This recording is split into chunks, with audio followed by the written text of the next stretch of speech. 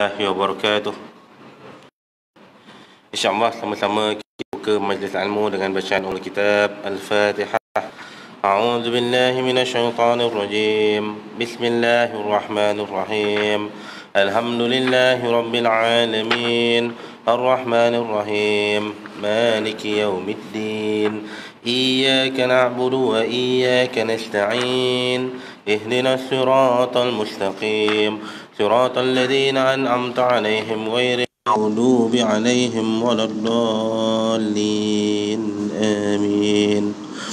اللهم صل صلاة كاملة وسلم سلاما تاما على سيدنا محمد الذي تنهل به العقد وتنفرج به الكرب وتقضى به الهوائج وتنال به الرغائب وحسن الهواتم ويستسقى الغمام بوجه الكريم وعلى آله وصحبه في كل لمحات ونفس بعدد كل معلوم. اللهم صل صلاة كاملة وسلم سلاما تاما على سيدنا محمد الذي تنهل به العقد وتنفرج به الكرب وتقضى به الهوائج وتنال به الرغائب وحسن الهواتم ويستسقى الغمام بوجه الكريم وعلى آله وصحبه في كل لمحة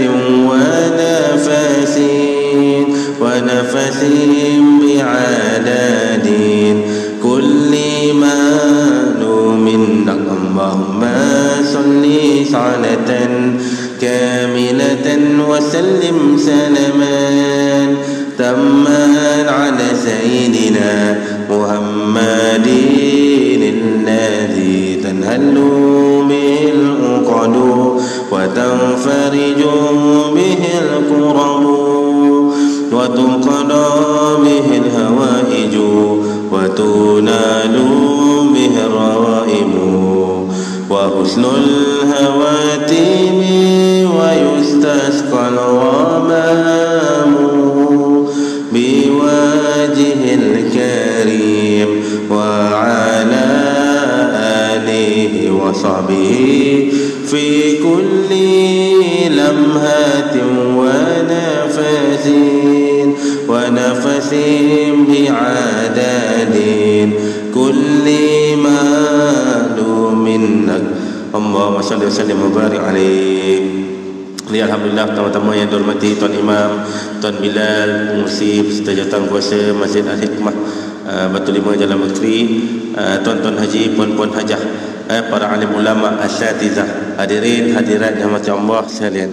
Syukur kepada Allah Subhanahu Wa Taala, hari ini masih lagi kita hidup dalam limpah kurnia Allah Subhanahu Wa Taala untuk kita sama-sama meneliti, untuk kita sama-sama mengikuti majlis pembacaan ahadisun Nabi sallallahu alaihi wasallam. Mudah-mudahan dengan kita banyak meneliti, dengan kita banyak mendengar majlis-majlis pembacaan, dengan banyak kita membacakan hadis-hadis Nabi sallallahu alaihi wasallam, kita Allah dengan baginda Nabi sallallahu alaihi wasallam di syurga kelak, insya-Allah. Allahumma amin. Bukan senang nak dekat dengan Nabi sallallahu alaihi wasallam. Umat dia ratus ribu, juta umat dia. Jadi antara satu jalan macam mana kita nak dekat dengan dia, ialah banyak-banyakkanlah selawat dengan dia. Banyak-banyakkanlah sebut puji dia. Buktikan yang kita betul-betul cinta pada dia. InsyaAllah mungkin dengan asbab ini mudah-mudahan kita akan didekatkan dengan baginda Nabi SAW, duduk bersama dengan Nabi SAW. Dekat dunia kita tak dapat dah. Ada sahabat untung waktu hidup dapat hidup dengan Nabi SAW, nikmat yang sangat besar. Kita tak dapat, takdir Allah kita jadi umat yang terkemudian. Jadi kita pasang cita-cita lah. Kita pasang cita-cita, ya Allah, aku masuk syurga nanti aku nak duduk dekat dengan Nabi SAW. Dekat dunia aku tak dapat peluang tu. Dekat akhirat nanti kau tolong aku untuk bagi aku duduk dekat dengan Nabi SAW. Aku sayang, aku cinta akan Nabi SAW. Dengan sebab dia susah payah menyampaikan Islam, hari ini aku kenal engkau ya Allah. Jadi tolong dekatkan aku dengan Nabi SAW dekat syurga Allah kelak. Allahumma amin. Jadi insyaAllah hari ini kita sambung lagi bacaan kita dalam kitab Riyadus Salihin. Kita masuk bab yang baru, iaitulah bab mukjizat Nabi SAW dan kelebihan baginda, keluarga serta sahabat. Ni bab menceritakan tentang mukjizat Nabi, kelebihan Nabi SAW. Bab ni kadang-kadang ada cerita yang kita fikir, iya tak iya cerita ni, macam tak masuk akal. Tapi bila cerita itu disampaikan oleh Nabi SAW, wajib terima. Sebab kita mengaku bahawa kita beriman dengan Nabi, maka wajib terima. Nanti kita tengok cerita yang macam mana yang akal ni cakap tak boleh. Akal tak boleh terima. Tapi sebab Nabi yang cerita, kita wajib terima. Nanti kita jumpa. Okey, hadis ini dimulakan dengan Imam Muslim meriwayatkan daripada Aisyah radhiyallahu anhu, beliau berkata, kana khuluqun Nabi sallallahu alaihi wasallam al-Quran. Pernah didatangi Aisyah oleh beberapa sahabat, tanya pada Aisyah, Aisyah, engkau orang yang dekat dengan Nabi sallallahu alaihi wasallam, engkau merupakan isteri pada Nabi sallallahu alaihi wasallam, cuba engkau cerita pada kami akhlak Nabi ni macam mana. Yang tanya ni di kalangan golongan Ansar, orang-orang Madinah, orang yang tak kenal Nabi, bukan orang yang ikut sama-sama pergi hijrah, orang yang duduk dekat Madinah, yang memang asal Madinah. Sebelum tu tak kenal Nabi sallallahu alaihi wasallam. Bila Nabi datang, jadi mereka nak kenal dengan Nabi sallallahu alaihi wasallam. Bila nak kenal, salah satu jalan dia jumpalah isteri Nabi. Isteri Nabi ketika itu Aisyah, salah seorangnya Aisyah. Maka tanya Aisyah, macam mana akhlak Nabi ni? Maka Aisyah pun jawab ringkas. Ringkas je Aisyah jawab, khuluqun Nabi sallallahu alaihi wasallam Quran. Akhlak Nabi itu ialah Quran. Apa maksud Al-Quran dekat sini? Al-Quran itu dia menyampaikan risalah tauhid, menyampaikan risalah syariat, dan membawa akhlak yang mulia. Ini tiga barang yang Nabi SAW bawa dalam akhlak dia. Dia bawa apa? Dia bawa tauhid, sembah Allah Subhanahu wa taala, la ilaha illallah, la syarikalah. Tiada Tuhan selain Allah dan tak ada yang boleh menyekutukan dia. Ini tauhid, semata-mata sembahan kepada Allah Subhanahu wa taala. Ini yang Nabi bawa dalam akhlak dia. Kemudian apa yang Nabi bawa? Yang kedua, Nabi bawa syariat. Syariat yang Nabi bawa melalui ayat Al-Quran yang turun. Ayat Al-Quran yang turun kepada Nabi sallallahu alaihi wasallam, dan melalui hadis-hadis yang diajarkan, hadis-hadis yang menafsirkan isi Al-Quran itu sendiri. Nabi bawa berkenaan tentang syariat. Turun ayat bab solat, Nabi ajar semua yang berkaitan dengan solat. Baik cerita solat itu sendiri, baik syarat-syarat yang syarat-syarat sah solat, baik perkara-perkara yang membatalkan solat. Cerita semua berkaitan dengan syariat yang berkaitan tentang solat.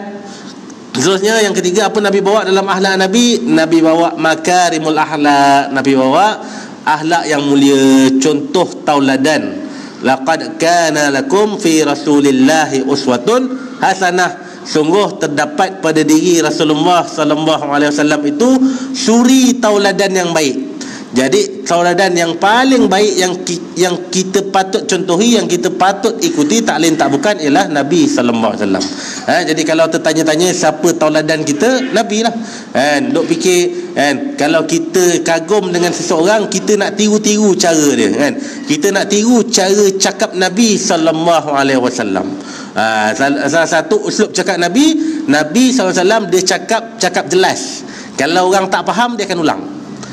Dia tak cakap dalam keadaan orang tak faham cakap dia. Kita cakap sekali orang tak faham, cakap 2 kali tak faham, cakap 3 kali nantak kau lah. Malah aku nak cerita orang ni. Cakap tak faham, nantak kau lah. Nabi SAW, dia akan cakap sampai orang tu faham. Nak kata begitu, cakap Nabi ni jelas. Kalau perlu ulang, Nabi akan ulang. Cakap Nabi ni jelas, lantang. Dia tak ada sosek, tak ada. Nabi dia tak cakap berbisik-bisik, tak cakap. Ni uslub Nabi SAW bercakap. Nabi SAW dalam cakap-cakap Nabi SAW pun tak ada uslub bohong. Nabi tak cakap tipu, sekalipun bergurau. Salah satu cerita ketika Nabi SAW tengah makan dengan Ali karamallahu wajhah. Waktu tu Ali kecil lagi, bergurau. Tengah bergurau. Ali makan dengan Nabi SAW, makan apa? Makan kurma. Jadi Nabi SAW ni dia makan kurma, biji tu letak bawah. Makan satu letak bawah satu, makan satu letak bawah satu. Kemudian Ali nak mengusik lah, nak bergurau dengan Nabi SAW. Dia makan, dia tak letak depan dia, letak depan Nabi.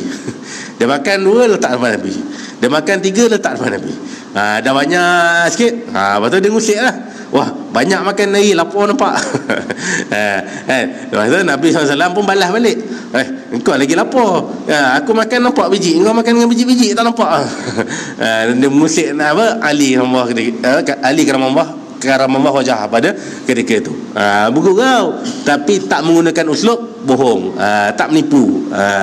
Tak kira lah apa pun. Ini antara contoh. Kemudian tak kira lah apa-apa lagi pekerjaan Nabi SAW. Rasa nak ikut kerja Nabi. Apa kerja Nabi? Kerja Nabi sebelum dapat risalah dakwah, Nabi berniaga. Jadi nak ikut kerja Nabi ni seorang peniaga, aku nak berniaga juga. Silakan. Berniaga sungguh-sungguh. Dan berniaga Nabi SAW, Nabi tak tipu dalam urus niaga dia. Nabi cerita jelas A to Z. Nabi kalau perkara baik, dia cerita baik. Kalau barang tu ada sedikit defect atau ada sedikit cacat, cerita ada sedikit cacat. Dan seterusnya lah. Sangat jujur dalam urusan jual belinya. Itulah akhlak Nabi SAW sebagaimana digambarkan. Kata Aisyah sikit je. Apa yang sikit Aisyah cakap? Apa akhlak Nabi? Akhlak Nabi Quran. Jadi apa yang Quran bawa, itulah Nabi SAW. Jadi seterusnya Imam Bukhari meriwayatkan daripada Jabir radhiyallahu anhu, beliau berkata, kana jiz'un yaqumu ilaihi an-nabi sallallahu alaihi wasallam, yakni fil khutbati, falamma wudi'a lahu al-minbar sami'na lil jiz'i mithla sawt al-'ishari hatta nazala an-nabi sallallahu alaihi wasallam fawada'a yadahu alaihi fasakana. Wa fi riwayatin falamma kana yaumul jum'ati qa'ada an-nabi sallallahu alaihi wasallam 'ala al-minbar فصاحت النحلة التي كان يخطب عندها حتى كادت أن تنشق وفي رواية فصاحت سياح الصبي فنزل النبي صلى الله عليه وسلم حتى أخذها فضمها إليه فجعل يستعن عنين الصبي الذي يسكت حتى استقرت بل قال بكت على ما كانت تسمع من الذكر. Maksudnya ada sebatang pohon kurma yang dahulu Nabi SAW biasa berdiri dekat dia. Nabi SAW sebelum didirikan masjid, Nabi SAW bila solat, Nabi nak sampaikan khutbah, Nabi akan naik atas sebatang pokok kurma. Dia akan panjat sikit dekat pokok kurma. Dia akan paut sikit kat pokok kurma. Pokok kurma ni macam mana? Pokok kurma ni dia tak jauh beza dengan pokok kelapa sawit. Tapi dia kurus sikit. Kelapa sawit gemuk besar tu. Dia kurus sikit, dia kecil sikit. Pokok kelapa sawit, pokok kurma. Jadi Nabi SAW dia suka dekat dengan batang pokok kurma ni. Dia akan panjat sikit pokok kurma tu. Lepas tu dia paut ke, wallahu alam lah macam mana. Tapi dalam hadis cerita Nabi berdiri dekat atas dia. Nak kata panjat pokok kurma, wallahu alam, saya pun tak pasti panjat macam mana. Tapi ceritakan diri atas pokok kurma. Mungkin pokok kurma tu yang rendang sikit, bolehlah Nabi panjat, bagi tinggi sikit. Bagi tinggi, kemudian Nabi paut pokok ke macam mana, lebih kurang lah macam tu. Jadi Nabi berdiri ketika menyampaikan khutbah. Tapi selepas mimbar dibina oleh Nabi, kami mendengar daripada pohon itu seperti suara unta yang nak melahirkan anak. Tiba-tiba dengar pokok tadi berteriak. Pokok tu menangis, pokok tu berteriak macam orang nak beranak. Dia menjerit pokok tu. Dulu Nabi SAW nak bagi khutbah, dia peluk pokok ni. Tiba-tiba bila dah ada mimbar, Nabi SAW tak peluk dah pokok ni. Menangis, berteriak pokok kurma tu. Dalam riwayat yang lain, melahirkan anak, lalu Nabi SAW pun turun daripada mimbar. Bila Nabi dengar suara daripada pokok kurma tu, Nabi pun turun daripada mimbar dan letak tangan padanya dan dia pun diam. Ni satu cerita. Cerita yang kedua dalam riwayat lain, satu ketika pada hari Jumaat, Nabi SAW duduk atas mimbar. Lalu batang pokok kurma yang dahulunya Nabi biasa khutbah atasnya menangis, berteriak, sehingga ia hampir-hampir mau pecah. Menangis tu memang meraung lah. Cerita dalam ni meraung sungguh pokok kurma tu. Macam mana kita tak terbayang pokok menangis tak? Tak terbayang pokok menangis. Tapi dalam hadis cerita pokok tu nak menangis. Menangis macam nak pecah. Dalam riwayat lain, batang pokok kurma itu menjerit seperti jeritan seorang budak kecil. Lalu Nabi pun turun menuju ke arahnya dan peluk pokok kurma ni. Peluk, ia masih berbunyi seperti suara yang perlahan daripada seorang budak yang didiamkan. Budak kalau menangis teriak, dan mak dia datang peluk, dia diam lah. Tapi masa tu terisak-isak lagi lah, lebih kurang. Terisak lagi, sok-sek, terisak-isak lagi. Baginda bersabda, lepas tu bila Nabi peluk tu, sahabat ni heran, pelik. Kenapa pokok ni menjerit menangis? Jadi Nabi pun tengok, toleh pada sahabat, beritahu. Kenapa? Baginda bersabda, pohon tersebut menangis kerana tidak lagi mendengar zikir-zikir sebagaimana dahulu. Nangis pokok kurma. Dulu duduk Nabi SAW paut dia, Nabi diri atas dia. Jadi dia banyak dengar zikir, dia dekat dengan Nabi SAW. Tiba-tiba bila dah ada mimbar, Nabi tak naik dah atas dia. Menangis dia. Menangis sungguh-sungguh pokok kurma ni. Itu yang saya cakap tadi. Hukum akal kita cakap, mana mungkin pokok boleh menangis. Tak mungkin pokok boleh menangis. Tapi bila cerita ni Nabi yang cakap, wajib terima. Wajib percaya. Dia kaedah kita terima cerita ni ada 3 hukum. Yang pertama, wajib terima. Wajib terima bila mana perkara tersebut warid datang daripada Al-Quran, hadis Nabi SAW. Tambah pula ni hadis sahih. Diriwayatkan oleh Imam Muslim, Imam Bukhari radhiyallahu anhu. Riwayat tu Imam Bukhari, kata-kata Bukhari yang riwayat memang sahih lah. Memang sahih, insya-Allah sahih. 99.9% sahih. Ulama sepakat kitab nombor 2 paling afdal selepas Al-Quran apa? Sahih Bukhari. Kitab nombor 2 yang paling betul, tak ada salah selepas Al-Quran apa? Sahih Bukhari. Kitab-kitab lain, buku-buku lain ada salah, dan ada jatuh typo dan sebagainya lah. Ada macam-macam jenis salah lah. Tapi Sahih Bukhari nombor 2 yang tak salah, 99.9% betul. Kenapa tak 100%? Tak boleh lah sama dengan Quran. Quran tu kalamullah. Jadi hadis ni macam mana pun dia makhluk. Jadi dia duduk nombor 2. Duduk nombor 2 selepas Allah Subhanahu wa taala. Jadi bila mana datang daripada warid daripada Quran, warid daripada hadis, wajib untuk kita terima. Macam mana Quran cerita Nabi Ibrahim alaihissalam kena bakar. Kena bakar tapi tak terbakar, boleh keluar daripada api. Boleh keluar daripada api. Bila mana Allah sebut pada api tersebut, kun bardan wasalaman ala Ibrahim. Sebab sifat api ni kita tahu, pertama dia panas, yang kedua dia membakar. Membakar ni apa? Dia menghancur lah. Kalau bakar baju ni hancur baju, hilang baju, membakar. Tapi bila perintah Allah SWT kepada api, kun bardan wasalaman ala Ibrahim, sejuk api tadi, tak membakar api tadi, boleh keluar elok pula Ibrahim keluar. Keluar pula Ibrahim, pergi balik pada Namrud, aku tak terbakar pun. Kau campak aku dalam api, aku tak terbakar pun. Itu cerita yang akal tak boleh terima, tapi Quran sampai, hadis sampai, wajib untuk kita terima. Seterusnya yang kedua, harus kita terima. Harus kita terima cerita, tak wajib percaya, tak wajib tolak. Terimalah sebagai cerita. Macam kita dengar cerita badang, cerita bawang merah bawang putih. Benda tu cerita. Macam kita tengok cerita kat TV, tengok budak-budak tengok boy, tengoklah cerita kartun, cerita. Tengok drama-drama, macam tu lah. Percaya tak wajib, tak percaya pun tak wajib, macam tu lah. Selanjutnya yang ketiga, wajib untuk kita tolak sekiranya bercanggah dengan Al-Quran. Bercanggah dengan Al-Quran. Tiba-tiba ada orang datang, saya Rasul, saya ini Nabi yang diutuskan kepada umat Melayu. turun Quran kepada saya, Yasin wal Quranil Hakim innaka laminal mursalin. Allah lantik saya sebagai rasul. Sudah parah. Quran cakap tak ada dah, Nabi last sekali. Jadi kenyataan awak ni bertentangan dengan Quran, wajib kami tolak. Wajib kami tolak kenyataan awak ni. Awak nak awak diterima, pergilah cari pulau-pulau lain yang mana orang terima, awak pergi sana. Kita kat sini kita tak percaya awak. Kita tolak awak ni. Sebab apa? Quran cakap macam tu. Pergilah cari pulau-pulau mana, planet-planet yang boleh terima apa awak cakap ni, pergi sekian. Pergilah sana. Tapi sini jangan. Okay, tak sesuai.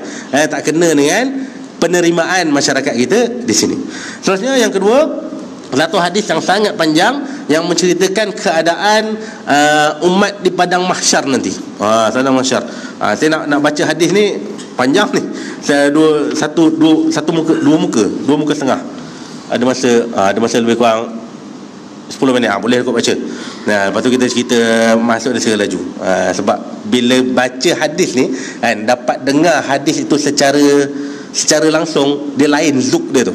Kan, boleh bayang seolah-olah kita dengar daripada Nabi sallallahu alaihi wasallam sendiri. Tapi tuan-tuan jangan pula anggap saya ni Nabi. Bukanlah. Tapi kita dengar tu, bila saya baca tu, dengar perkataan tu seolah-olah dengar daripada Nabi sendiri yang cakap, yang cerita. Kan seronok. Kan?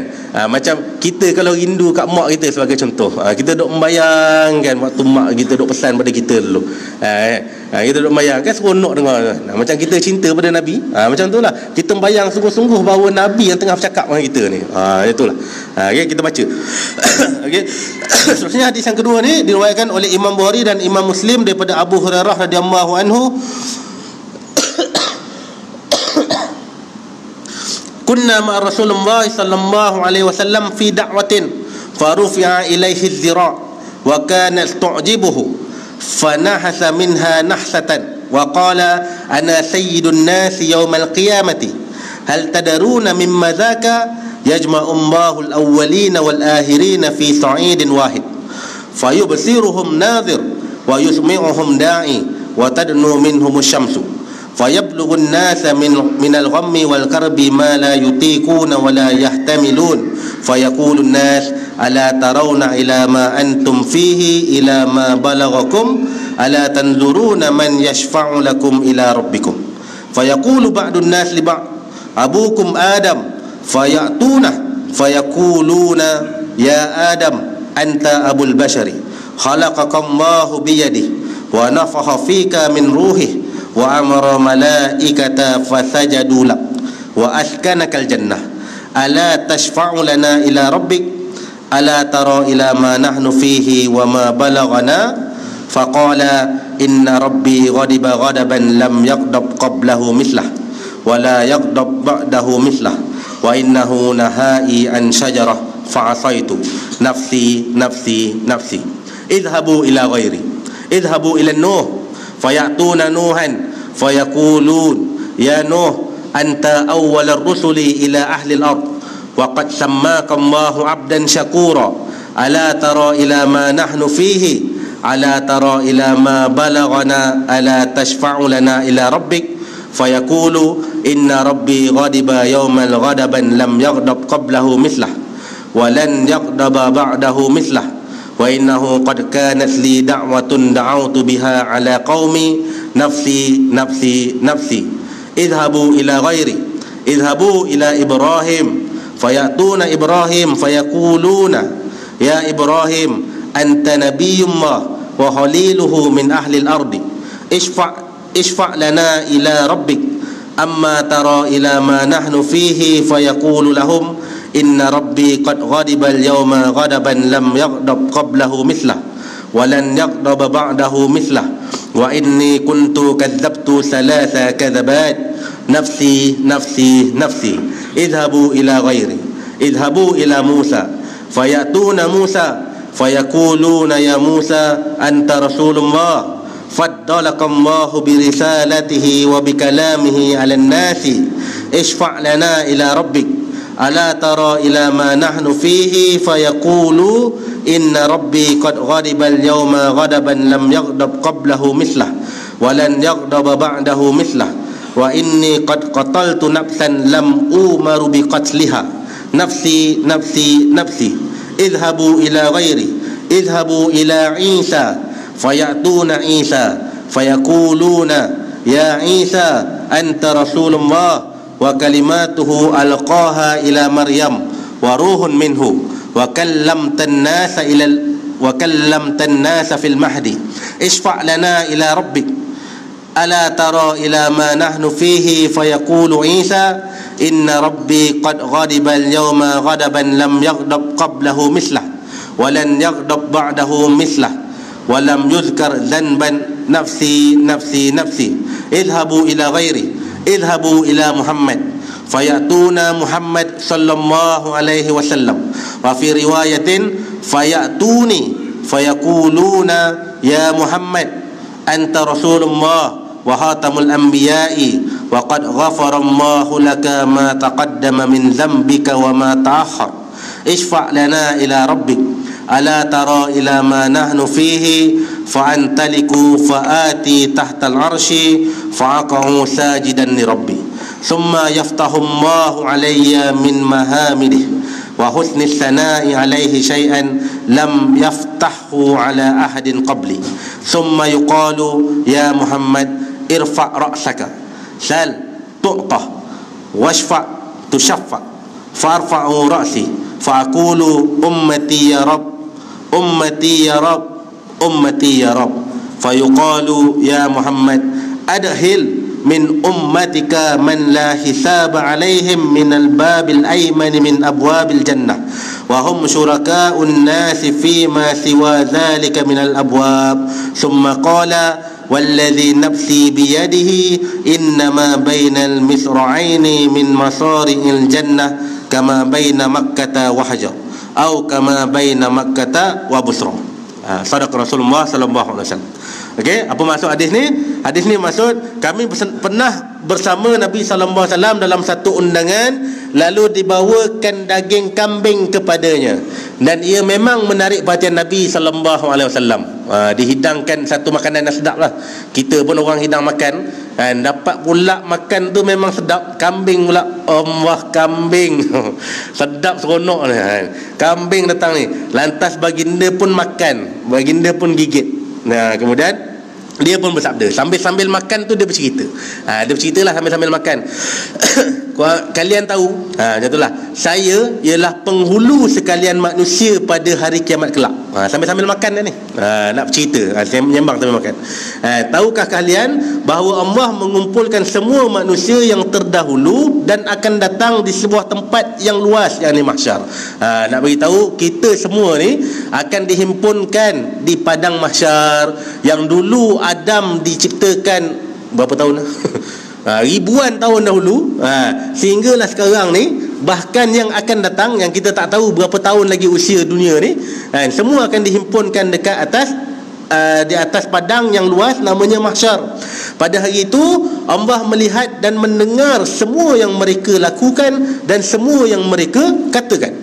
Matahari pula sangat dekat dengan mereka. Lalu semua manusia rasa cemas dengan kepayahan yang tak mampu ditanggung dan dipikul oleh mereka. Jadi dalam cemas-cemas ni, sebahagian manusia ni nyembang sesama dia orang.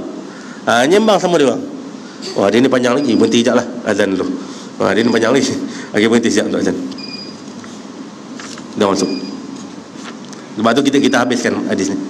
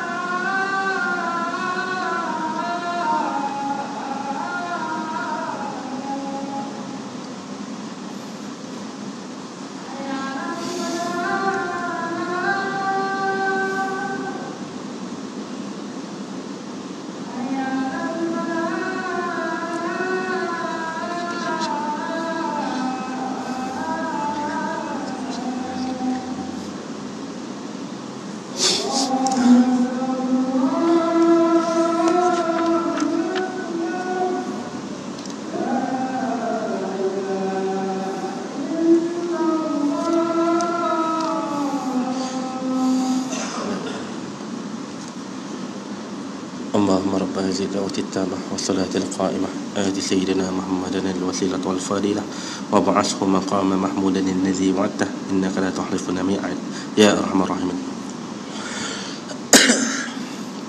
Okey, sambung sikit, habiskan bacaan hadis. Okey, jadi sahabat, orang-orang sekalian manusia yang duduk kat padang mahsyar ni, mereka bercakap menyembang sama mereka. Kita susah ni, kita kena cari orang untuk tolong kita, untuk bagi syafaat pada kita. Pergi jumpa Adam lah, pergi jumpa Adam. Tu Abul Bashar tu. Jadi dia orang ramai-ramai ni pun pergi jumpa Adam. Pergi Adam. Adam, engkau ni bapa sekalian manusia. Engkau ni manusia pertama yang Allah jadikan dengan tangan dia. Kemudian Allah suruh pula malaikat sujud pada engkau dan letak pula dekat syurga. Tolonglah kami ni, bagilah syafaat kat kami ni, kami tengah susah hari ni. Tengah susah hari ni. Lepas tu Adam cakap, sungguh aku tak boleh. Aku ada buat dosa besar yang Allah marah pada aku. Dulu aku diperintahkan jangan dekat sebatang pokok dekat dalam syurga, tapi aku langgar perintah tersebut. Maka aku lebih perlu pada syafaat tersebut. Kau pergi cari orang lain lah. Pergi cari orang lain, pergi jumpa Nuh. Pergi jumpa Nuh. Maka dia orang ramai-ramai ni pun pergi jumpa Nuh. Jalan pergi jumpa Nuh, Nuh cakap dengan Nuh, Nuh, engkau ni rasul yang pertama utus atas muka bumi ni untuk kembalikan orang yang sesat. Adam rasul turun, dia banyakkan manusia, lepas tu dia ajarkan syariat. Nuh orang sesat, dia ajak balik semula pada tauhid Allah SWT. Dan engkau ni adalah hamba pertama yang Allah sebut abdan syakura, hamba Allah yang bersyukur. Tolonglah kami ni, kami tengah susah ni. Maka Nuh pun cakap ketika tu, aku tak boleh. Sungguh Allah Subhanahu Wa Taala sangat murka pada aku. Sangat murka pada aku. Kenapa Allah murka pada aku? Sebab aku dulu doa minta binasa pada kaum aku. Aku tak sungguh-sungguh nak usaha selamatkan dia orang. Tapi aku minta binasa pula umat aku, kepada kebinasaan pula untuk umat aku. Jadi aku lebih perlukan syafaat tu. Minta doa binasa. Dia rasa dia berdosa. Kau cari orang lain lah. Pergi orang lain. Pergi jumpa Ibrahim. Pergi jumpa Ibrahim. Dia jalan lah ramai-ramai lagi, pergi jumpa Ibrahim. Datang jumpa Ibrahim, lalu pun jumpa Ibrahim. Dia orang pun cakap ke Ibrahim, Ibrahim, engkau ni Nabi Allah, dan engkau ni juga kawan baik Allah Subhanahu Wa Taala, kekasih Allah Subhanahu Wa Taala nombor 2 lepas Nabi Muhammad sallallahu alaihi wasallam, Khaliluh. Khaliluh, engkau baik dengan Allah Subhanahu Wa Taala. Tolonglah kami tengah susah ni, bagilah syafaat engkau untuk kami. Jadi Ibrahim cakap tak boleh. Allah pun marah pada aku. Dulu atas bumi aku menipu 3 kali, aku menipu. Aku menipu, jadi aku lebih perlukan syafaat tu untuk diri aku. Bila mana yang Nabi Ibrahim menipu? Ketika mana dia pecahkan berhala-berhala, ketika mana Namrud keluar dengan penduduk negeri Babylon tu keluar pergi pesta, dia pun pecahkan berhala yang ada dekat dekat negeri dia tu lah. Saya tak tahu kat negeri dia tu. Lepas tu bila balik, Namrud tanya, Nabi Ibrahim tak mengaku. Nabi Ibrahim cakap, pergilah tanya berhala yang besar tu kan, kapak ada kat tangan dia, berapa tanya aku. Nabi Ibrahim nipu begitu. Dia cakap, aku tak boleh, jadi aku perlukan syafaat. Aku lebih perlukan syafaat. Kau cari orang lain lah. Kau pergi cik Musa. Cik Musa. Lepas tu jalan lagi, jumpa Musa kan, engkau ni orang yang kamu ni adalah utusan Allah. Allah lebihkan kamu daripada semua manusia dan rasul-rasul sebelum ni dengan mengutuskan kitab. Kitab pertama turun pada Musa, kitab Taurat. Kemudian engkau lah manusia satu-satunya makhluk yang Allah bercakap dengan dia, bercakap dengan kamu. Orang lain, manusia-manusia sebelum tu Allah tak bercakap dengan dia, tapi engkau ni Allah bercakap dengan kau. Tolonglah kami ni, bagi syafaat untuk kami. Tolong lepaskan kami daripada kepayahan padang mahsyar ni. Jadi Musa pun cakap, oh tak boleh, Allah pun marah pada aku. Dulu atas muka bumi, aku ada buat dosa. Aku bunuh satu jiwa yang aku tak ada hak untuk bunuh dia. Nabi Musa AS, dia pernah tinju satu orang mati. Tumbuk tinju mati orang tu. Sedangkan dia terbunuh, tak sengaja bunuh, tanpa hak. Jadi dia cakap, aku lebih perlukan syafaat ni. Aku lebih perlukan syafaat. Kau pergi cek orang lain lah. Pergi jumpa Isa. Jadi dia berjalan, manusia ramai-ramai ni pergi jalan lagi, jumpa Isa AS.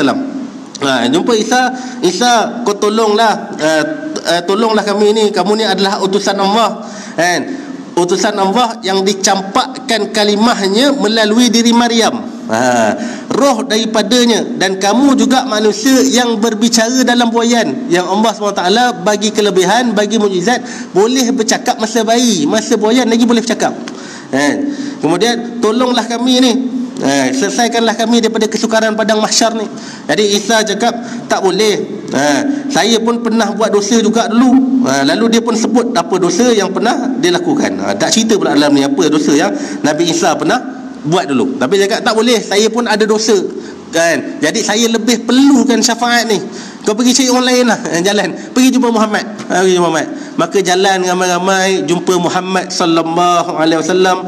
Ya Muhammad, sungguh engkau adalah Rasulullah, utusan Allah, penutup bagi segala nabi. Engkau Habibullah, kekasih Allah. Bahkan engkau dah dijanjikan syurga, dijanjikan diampunkan dosa yang terdahulu. Dan kemudian bila dah ramai-ramai datang pada Nabi ni, apa yang Nabi buat? Nabi pun jumpa menghadap Allah Subhanahu wa taala. Nabi pergi ke bawah arasy, lalu Nabi sallallahu alaihi wasallam sujud kepada Allah Subhanahu wa taala, sehinggalah Allah mengajari aku lafaz pujian dan sanjungan kepadanya yang belum pernah diajarkan kepada seorang pun sebelum saya. Ini Nabi SAW bila minta tolong, Nabi SAW dia tak lagi tunjuk-tunjuk orang lain. Dia sendiri pergi jumpa Allah Subhanahu wa taala, sujud pada Allah Subhanahu wa taala dan minta tolong daripada Allah Subhanahu wa taala. Jadi setelah itu dia berfirman, wahai Muhammad, angkatlah kepalamu, mintalah, nescaya permohonanmu akan diperkenankan. Pohonlah syafaat, nescaya engkau akan diberi syafaat untuk umatmu. Lalu saya mengangkat kepala dan berkata, ummati ya Rabb, umat aku ya Tuhan, umat aku ya Tuhanku, umat aku. Bukan minta untuk orang lain, untuk umat aku.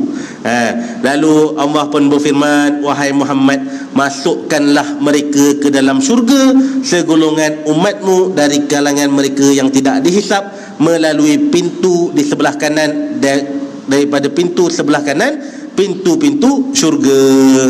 Nabi SAW, Nabi bantu selesaikan, bagi syafaat, masukkan di kalangan hamba-hamba dia ni, di kalangan umat Nabi SAW ni, untuk masuk syurga Allah Subhanahu wa ta'ala. Inilah kelebihan yang Allah SWT bagi, lebih berbanding sairul anbiya. Nabi SAW adalah satu-satunya Nabi yang boleh bantu kita dekat akhirat kelak. Nabi-Nabi lain semua duk tolak-tolak kat orang lain, tapi Muhammad SAW dia tak tolak dah kat orang lain. Dia sendiri menghadap Allah Subhanahu wa ta'ala, ummati ya Rabb, untuk umat aku ya Rabb. Macam kalau mak yang sedang terdesak nak dapatkan makanan untuk anak, tak kesian kat saya, tak apalah, kesianlah kat anak ni. Macam itulah sebagai contoh. Itulah lebih kurang. Jadi alhamdulillah saya rasa selesai dah untuk pembacaan hadis kita untuk bab yang ini. InsyaAllah dalam pertemuan akan datang kita akan sambung lagi pada bab kelebihan Ahlul Bait Rasulullah SAW dan kelebihan mencintai dan atau memuliakan mereka. Ini kita dah baca beberapa hadis kelebihan Nabi SAW. Mudah-mudahan dapat menambahkan iman kita, dapat meneguhkan ketakwaan kita dan dapat menempatkan kita bersama Nabi SAW di akhirat kelak. Allahumma amin. InsyaAllah sama-sama kita aminkan doa. Bismillahirrahmanirrahim. Allahumma anfa' bima 'allamtana wa 'alimna bima yanfa'una. Rabbana zidna 'ilman nafi'a warzuqna fahman wasi'a. Allahumma faqihna fid din wa 'allimna at-ta'wil wahdina ila siratikal mustaqim. Ya Allah, Kau manfaatkanlah kepada kami apa yang telah kami pelajari, dan Kau ajarkanlah kepada kami apa-apa yang bermanfaat buat kami. Ya Allah, Kau tambahkanlah kepada kami ilmu-ilmu yang bermanfaat. Ya Allah, Kau kurniakanlah kepada kami kefahaman yang luas. Ya Allah, Kau faqihkanlah kami dalam agama. Ya Allah, Kau faqihkanlah kami dalam urusan takwil agama. Ya Allah, Kau tunjukkanlah kami kepada jalanmu yang lurus. Allahumma amin. Wa sallallahu ala sayyidina Muhammad wa ala alihi wa sahbihi wasallam. Walhamdulillahi rabbil alamin. Sekian, ma asabaka min hasanatin fa min Allah wa ma asabaka min sayyi'atin fa min nafsi. Apa yang baik itu datang daripada Allah Subhanahu wa taala, dan apa yang lemah itu datang daripada kelemahan diri saya sendiri. Aku qauli hadza astaghfirullahal azim li wa lakum wa billahi taufiq wal hidayah. Assalamualaikum warahmatullahi taala wabarakatuh. Sama-sama kita tangguhkan majlis dengan kafaratul majlis dan suratul as. Subhanakallahumma bihamdik asyhadu an la ilaha illa anta astaghfiruka wa atubu ilaik. Bismillahirrahmanirrahim. Wal asri innal insana lafi khusr illa alladhina amanu wa amilus solihat wa tawasaw bil haqq wa tawasaw bis sabr. Sadaqallahul azim.